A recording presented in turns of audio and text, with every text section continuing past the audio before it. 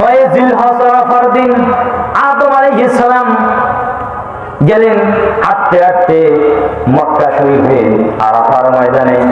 মা হাওয়া দুইজনে আসলেন, শত শত বছর দুইজনে সাক্ষাৎ হলো আরাফার ময়দানে। 9 জিলহজ আরাফার দিন আরাফার ময়দান অর্থাৎ মহামিলন কেন্দ্র, তাদের দুইজনের মিলন হয়েছিল এই কেন্দ্রে। বলেন সুবহানাল্লাহ। যে কথা বলতেছিলাম, ফিরে আসি এবার আমাদের সেই তাফসীরে। আল্লাহ পাক বলেছেন তিন ফলের শপথ। কারণ কি?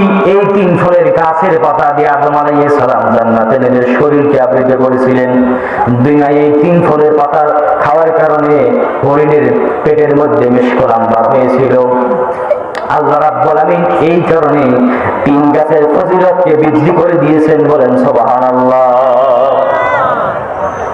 এই জন্য আল্লাহ পাক বলেছেন ওয়াত-তিনি ওয়াজ-যাইতুন ওয়া তুরি সিনিন ওয়া হাযাল বালাদিল আমিন লাকাদ